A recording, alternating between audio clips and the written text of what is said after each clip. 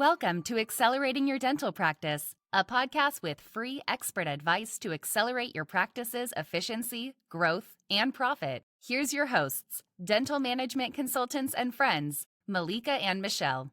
Welcome back to another episode of Accelerate Your Dental Practice. Today, Malika and I are going to talk about retention, team retention, and maybe some outside of the box ways to keep your team happy. So it's still a big topic. It's still something we talk about. Yes, staffing has been a little easier, but I always say, how can we keep the ones we have that are good versus going out and looking for people that we don't know if they're going to be a good fit in our practices. And ultimately, it costs less to retain team members, even though the longer they're there, the more benefits they get, maybe the higher salary increase. But think about all the money you spend on Indeed trying to find somebody, and then going through the whole interview process and training process. And then after 30 days, you're like, oh, it doesn't work. So we're really going to talk about what are your team members looking for and what are some great ways that we can incentivize them to stay and keep them happy. Yeah, and I think, as you said, you got to think out of the box and be creative, because the worst is when you guys wait until they're about to quit because they just got this great offer from another office, and now you're scrambling to give them a raise, and then that raise you're going to give them is more than what everybody else is making. So then you're like, shoot, do I need to give everybody a raise? Because, they talk about it. As much as you guys say you shouldn't talk about it, it's not something they're okay not doing. They'll go have a drink and talk about how they make X money, and they're like, oh my God, I've been here 10 years and I'm making less than you. And then all this drama and cultural issues happens in your practice. And I try to tell my clients at the end of the year or the beginning of the year, as you're budgeting and setting goals for the following year or the upcoming year, build in a raise for everyone. You may not give everybody a raise, but build it in so that you can see in the grand scheme of it how much it's actually going to cost you or how much more you have to produce and collect to be able to give these increases. I firmly believe that salary increases come based on the employee's performance, but also the financial health of the practice. So if we're building it in and already preparing for it, it shouldn't be a big deal. And, a few minutes ago, Malika and I were chatting before we got on here about giving an employee $1 an hour raise. When you look at how much it is maybe over the year, it seems like a lot. But when you break it down, $1 an hour is like what? Anywhere between $32 and $40 a week, right? Depending on how many hours they're working. Honestly, it's nothing. And as you said earlier, instead of spending time and on Indeed, as Indeed takes potentially average of $100 a week out of your credit card as you're trying to go through stuff. And a lot of times, half the people on Indeed, what they put on there is not even true. And then you interview them. And a lot of times, even if you did a working interview, an observation day, you guys know that a lot of times it's like a crapshoot. You don't know what you're getting. And then they get into your office, and then you're hopeful that they'll get along with your team. And then a lot of times by 90 days, either they ended up not staying or you let them go, and then you're back in that cycle again, where you had somebody in your office. I always say this, that you shared your secret sauce with, which is your stuff in your office that you do, that just potentially you lost to the dentist across the street or even in the same building because of a lack of doing evaluations on a quarterly, annual basis, like you said, Michelle, for what, $1, $2 raise. And you kind of be like, okay, instead of training someone from scratch, I could have potentially kept who I had if I had got in front of it. Because the minute you're behind it, a lot of times they're already done. They already are moved on. They're already frustrated. They're hurt. They're upset. And then the other office is dangling this carrot that has all these promises, and you've lost the momentum is what happens right there. And then they're taking all the information that you taught them to potentially someone across the street, same town, if you're in a small town, same building, and literally taking them and saying, well, you can do this because this is how my other office did it. And this is what they did that helped them get more new patients or collect better and so on. And we all know money talks, right? We all know that people, they like the culture, but some of these younger generation, the Gen Z, even some of the younger millennials, they don't mind going to a different job to make more money. However, I have seen so many do it, and then all of a sudden they're like a week or two in, they realize, wow, it wasn't as good here. Like they demand more of me, or they're not as nice as me, or we don't get the same perks, and they want to come back to the old job too. I do see that a lot. But now if they come back, right, they kind of expect, well, I know I can get more out there. So if you want me to come back, then you got to pay me more. So it's all about the money right now. But also, Malika, like what have you found that some of this younger generation value more than the money? Work-life balance. I know you and I were just talking about it earlier. We were raised to work hard. Yeah. I was raised to work hard. I was wired this way, and I still as much as I want to work less, I work hard. I work a lot of hours. Where these younger generations, they like, how can I work 3 days a week, 4 days max, and then have a 4 day weekend and still be making okay money? And I'm sure you've seen this too, Michelle. Like some of them don't even want that much money. They somehow figure it out. I'm joking. I don't know how they're surviving, but they prefer to have more days off or less hours to work versus making more money, because just how they see as a work-life balance for themselves, where we are complete different. This is why I had a client tell me, I just need to hire older people because the younger ones and I'm like, we can't really say that. But that's just the truth. Is they're bright. I say the future of AI, they know how to do things more creatively, faster than we probably can on social media, on the computer, but at the same time they want to work 30 hours. Yeah. They don't want the 40 hours. They don't want the overtime that us older generation be like, oh my God, I get a time and a half. I make more money. I want that. They don't want it. Right. Right. They have And no idea. you were right by saying they're smart, because what I find is a lot of them, like into their 30s, still live at home with their parents. And even if maybe they're paying them rent, but they're definitely not paying what they would be paying if they were living out on their own. I couldn't wait to get out of my parents' house, right? I wanted to be on my own as quickly as possible. Yeah. I wish I had stayed home longer and saved more money. So I think they're very smart by doing that. So you're right. In some cases, it doesn't matter the money because they don't have the expenses that a lot of older people have. However, they do value that work-life balance. So thinking outside the box a bit, when you're looking at like how to incentivize your team, right? I have this love-hate relationship with bonuses. Whether it's a holiday bonus or a performance bonus or whatever, I feel like nobody's ever happy with it. The practice Yeah. isn't happy. The staff isn't happy. Maybe they are not hitting the goals, or they're not seeing the bonus, or when they realize it has to go through payroll and they were supposed to get a $500 bonus and they're getting a $300 bonus instead. Like they're just not happy. It's true. So thinking of other ways to incentivize people to help hit the goals, because the goals are important, right?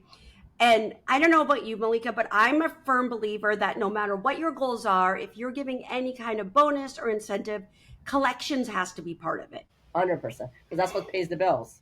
Right. Right. I'm not a fan of production bonuses unless you're a fee for service office and you're collecting 100% of what you're producing.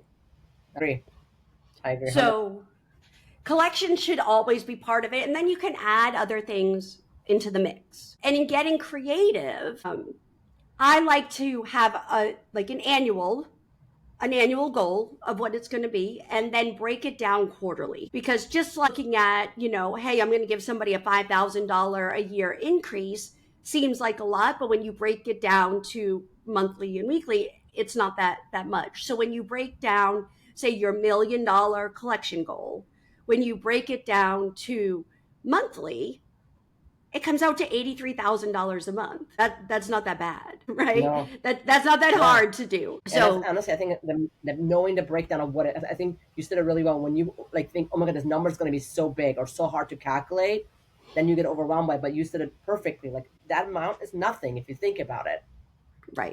Right. So looking ahead, planning out the year, and then breaking it into smaller increments makes it more digestible for the team. Just now they realize, like, okay, that goal is not so bad if we take it month by month. Now, if you're crushing that goal, you might want to adjust it a little bit to make it, a little bit like a stretch goal, right? Like having a little bit more. Yeah, because once they get accustomed to hitting it every month, right, then it doesn't feel like anything. But if you stretch it a little bit, but also the same goes for the reverse. If you're having a hard time meeting it, maybe you need to adjust it a little bit. And I have some offices that we work on like ramp up. The first quarter isn't as much, and then it is a little bit more for the second quarter and a little bit more for the third quarter. So we're still hitting that, let's say, $1 million, but maybe in the first 3 months, we know we're not going to hit $83,000 a month because we don't have a new associate starting until April, or a new hygienist starting until a little bit later in the year. So you can adjust it as the year goes on. Yeah, and I think, I mean, as much as like the ramp up, you said it really well. Sometimes the first quarter, you're trying to just figure out what's going on and see can you do it? And if you can, it's going great, then take it a notch up. Because if you keep it the same and you guys meet goal every month or every quarter, it's not fun. It's like no matter what, we all need some kind of push and excitement. Because if it's very flat, they're like, oh, whatever. I don't even have to do anything. We're still meeting goal. And also, the purpose of the goal is for growth. So if we're not growing and we're just meeting it, there's no growth for the practice. But at the same time, what I see, Michelle, is sometimes it's like they lose staff. We lose a hygienist. Associate goes on maternity leave. Front desk is out. And they're like, I don't know why we're not meeting goal. And the staff are frustrated because they're like, we have this doctor out on maternity leave for 3 months, for example, and the doctor wants us to still meet that goal. You guys have to pivot when that happens, because you might say, for example, from March till June, we're going to have to take this down, maybe 10% less, 15% less, because we still want to meet goal, but we have to also be understanding that we don't have enough providers to produce at the level we were producing because of what's going on. Or I've had a situation where an office asked the team, said, would you like to just put the bonus on hold for the next 2 months because we have a doctor on maternity leave, and then we go back onto it. And a lot of teams are appreciative of the communication. The thing is, if you don't talk about it, the staff just think, oh, he just promised something he's not going to be able to deliver. Right. That trust is broken. Yeah. And I think it's important to have open communication about it. One, what the goal is and how you came to that number, because I do know that there's some doctors that don't like to share numbers with their team. That's actually a very good point. I understand it to a point, right? I don't think that the team needs to know every single detail of your expenses and why you have to do that. But I do think it's important, because so many of them have no idea, to understand how much it costs to run a dental practice every month. I recently did an exercise with one of my teams when we were going over goals. And I went around the room and I said to everybody in the room, with the doctor's permission, we went through this.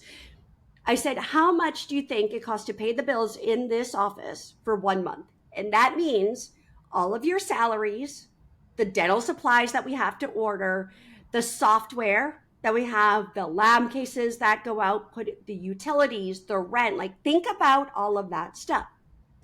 The first time I went around the room, the highest number I got was $13,000. That was the highest number I got from the team. We ran around the room a second time, I got $60,000. Actual, for this particular office, it was $86,000 a month that they needed to collect in order to just pay the bills, just to break even.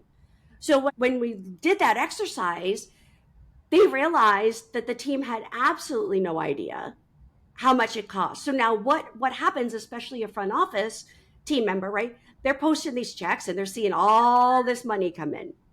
And they're thinking, really? The doctor's making all this money and they're just paying me $20 an hour? Like, then they get a little bit resentful.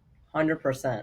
When you do something like that and you have them understand how much it costs, now they're like, what? And then if you even bring into the equation, well, insurance only reimburses us 47 cents on the dollar, 47% of what it costs us.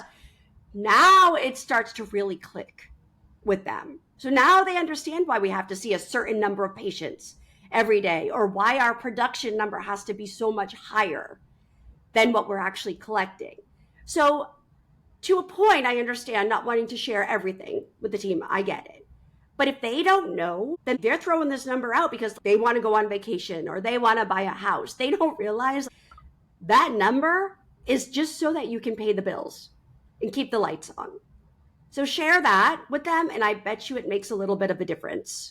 I love that because I think truly they don't. And I mean, as a front desk 28 years ago, I was like, my duck is making bank.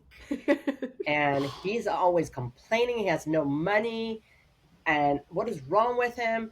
But the minute I got involved in understanding the profit and loss statement, and like when I had that moment of like, oh my God, overhead could be as bad as 85 to 90% depending on the practice, I was like, oh my God, like this is nothing, you Right. know? And I think that's where it's so important to educate your team of what really the cost of running a business is. Because I think then there's that fire that you end up lighting in most of them to say, oh my God, I got to get, as you said, all this money in so that my doc can at least pay all the bills to break even. And then there is some cushion money or profit that sits there for all the other stuff we need.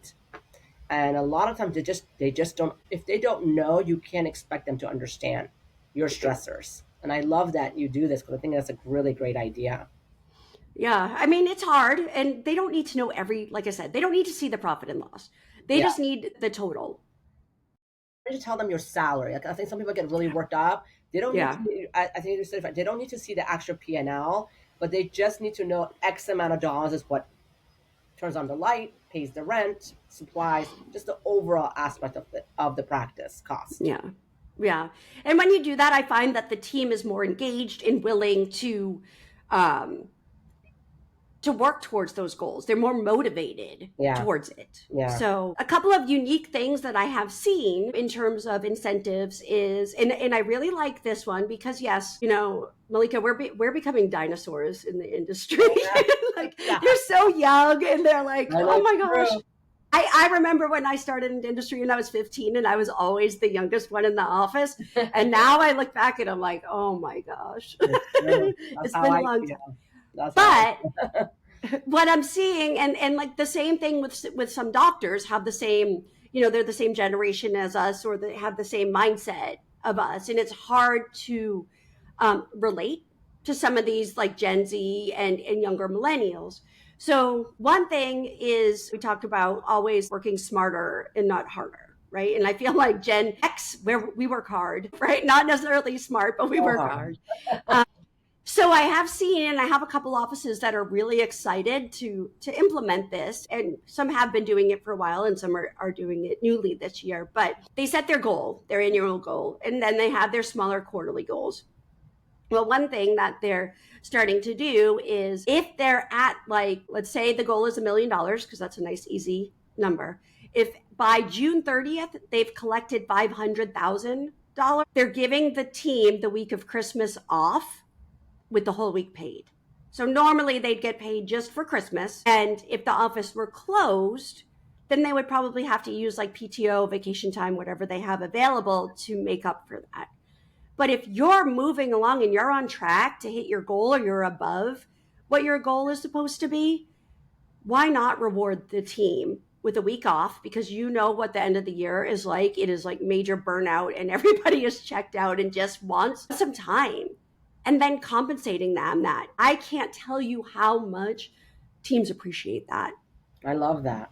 I think that's great because I think we talked about this a little bit earlier, but a lot of team members do want to take that time off, but they can't afford to take it off. Or Right. they don't have enough PTO to do it. To be able to gift them that as a bonus, that's time with family, just time to disconnect.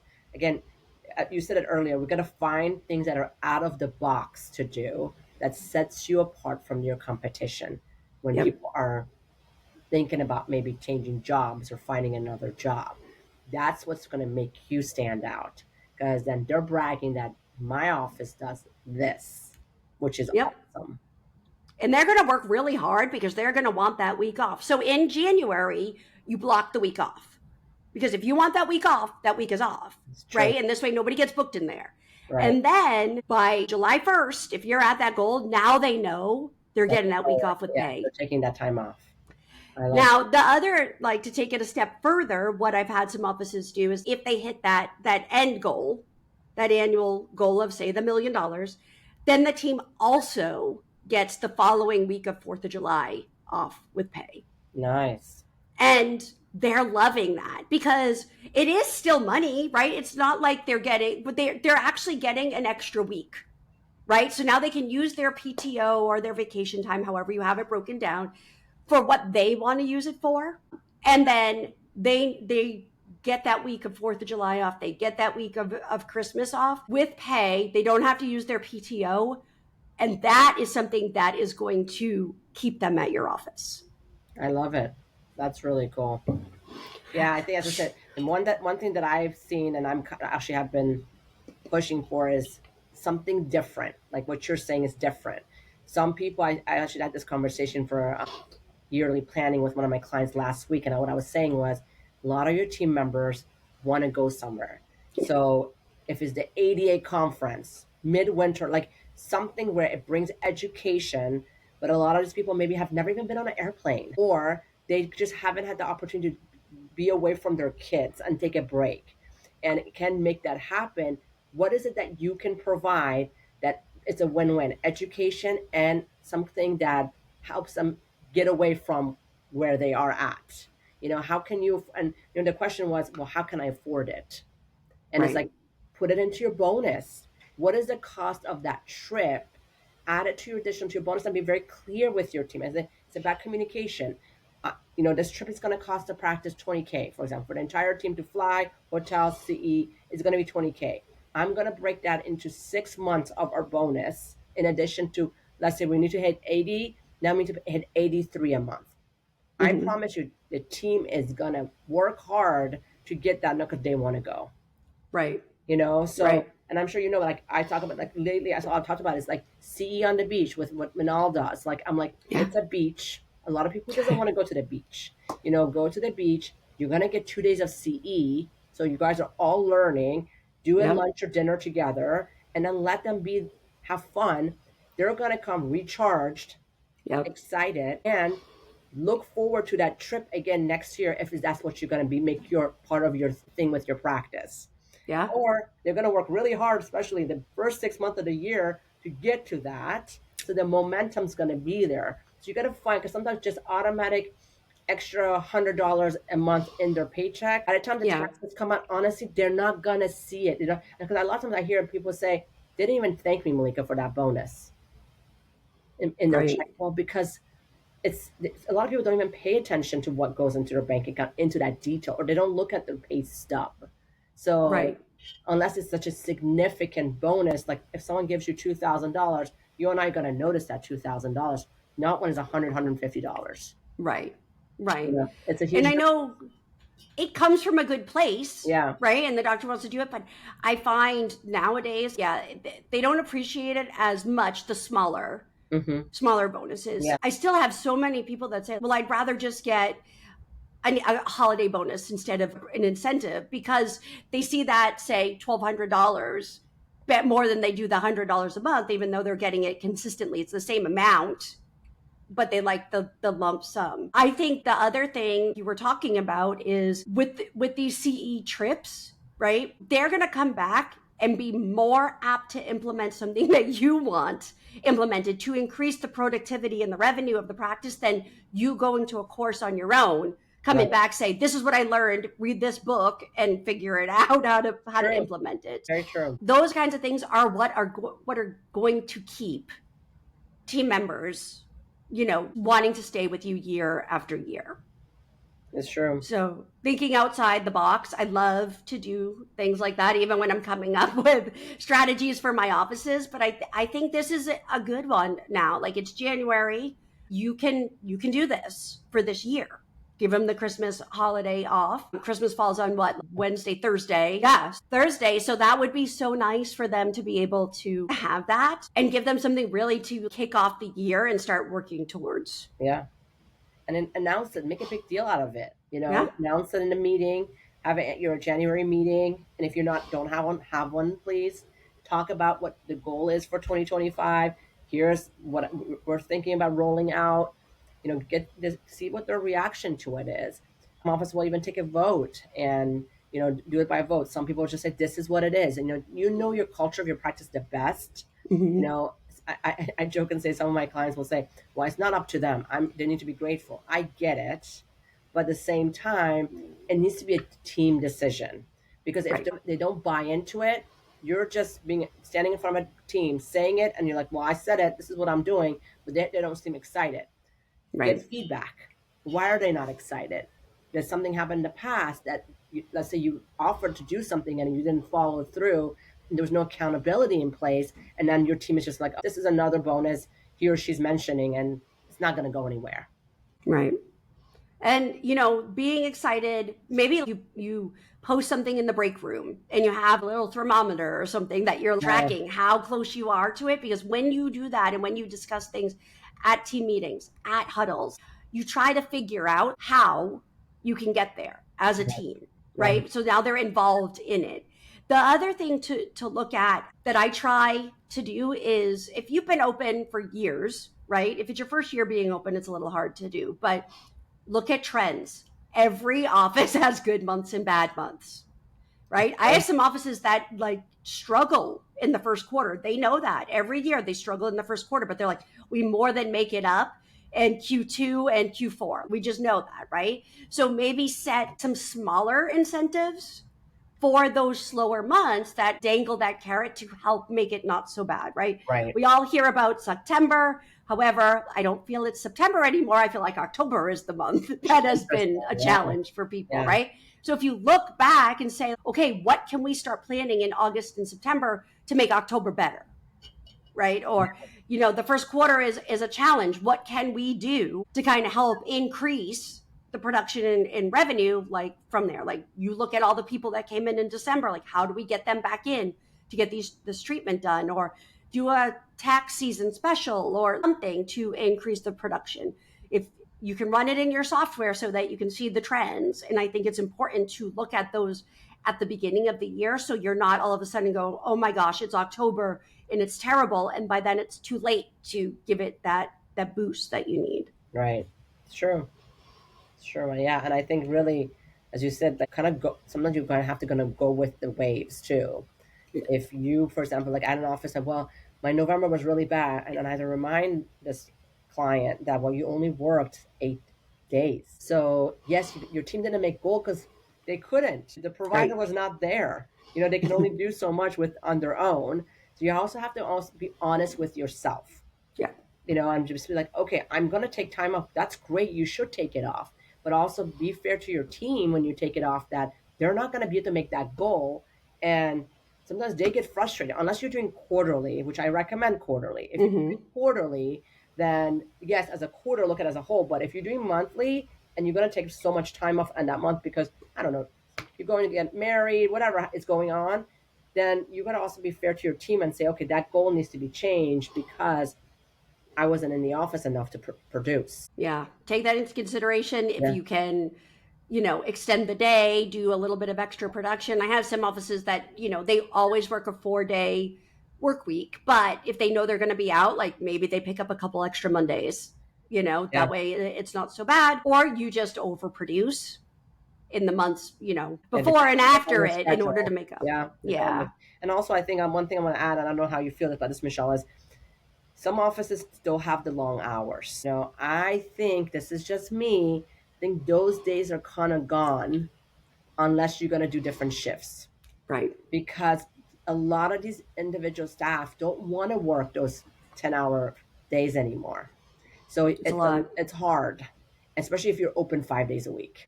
So you have to really think. I hate to bring up the word COVID, but post-COVID, really the roadmap has changed. Yep. It's just a different mindset, and people really more than ever want to have that balance where they can leave at a certain time, be home. They don't want to, I remember before COVID, I would sometimes work till 9 o'clock at night. Yeah. And I just don't do it anymore, because as much as I work hard, we joked about this, we both work hard, but sometimes I'm done at 6 because I need to now have time for family, myself, disconnect, where I feel like that's the same thing with staff. If you're working 7 to 7 or 8 to 7, the truth is by the time these people get home is 8 o'clock at night. Right. Right. So I think I don't know your thoughts on that, but I really generally think that those days are over. I think so too. And childcare is really expensive, Yes. right? And so we've got some of these people that are not making a lot of money and they're paying, for this childcare before and after school sometimes depending Right. on the hours. And I hear it a lot of like I want to get out early. I actually have an office right now. They're open, Monday 8 to 5 and then Tuesday to Thursday 8 to 4. And beginning July 1st, they're changing their Friday from 7:30 to 2:30. No. They just want to get out early. It's the same amount of hours. They're just getting out a little bit earlier. Right. And I think we used to stay open late, do those 8 to 8 shifts and be open every Saturday. People these days, the majority of people have a much more flexible work schedule than they used to, right? Yeah. A lot of people are able to work remotely. A lot of people just have a little bit more flexibility. So having to stay to those like 6, 7, 8 o'clock at night, you really don't have to. People can come during the day. And I don't know about you, Malika, but I tend to see like when you have these later hours, then your say 10 to 2 is wide open because people either want to come earlier in the morning or people come in later in the afternoon because that's what they're used to instead Yeah. of changing the hours and filling up the day. They'll still come. 100%. They'll still come. 100%. 100%. 100%. Yeah, I really think we need to learn to pivot with Yeah. what's happening, and really, I think setting the tone. Like, okay, as you said, if we close at 5, those people that like to come at 5 or 6 p.m., trust me, they'll come sooner. Yeah. Yeah, they'll say, "Oh, well, give me the 8 o'clock, and I'll just go to work late," or Yeah. "Give me the last appointment of the day. I'll leave a little bit early." They Yeah. have so much more flexibility now It's true. than they did 5 years ago. It's true. It's very true. So hopefully, we gave you some tips to kind of help you incentivize and retain your team with, even if you decide to change your hours a little bit. I know that can't be an immediate thing. Typically, that takes 6 to 9 months to do because of your hygiene schedule, but think about it. Think about setting a goal and making an incentive that if they hit it by mid-year, they get Christmas week off with pay. Which is And as awesome, I Malika, think. I love that. Yeah. I should do that for myself. Yeah. And remember what Malika said about the CE stuff. Who wouldn't want to go spend 2 days or 3 days on the beach learning and having fun? I even do a cruise. I have an Yeah. office that's an annual cruise, and let me tell you, these staff look forward. It's every October, and it's so exciting. And they all, honestly, they have yet to miss a year with the goal. The only year they missed, obviously, was COVID year, and they weren't going to go on a cruise on COVID year anyway. But they've done this for 10 years, and they love it. So, find something that is for you. The Right. week of Christmas off, a cruise, CE, whatever it is, that sets you apart and keeps your team excited. Right. Right. Awesome. Well, we hope you have a great year. Looking forward to sharing some more tips with you. If you have any unique suggestions, feel free to comment and share them with us. We'd love to hear what you do that's outside the box.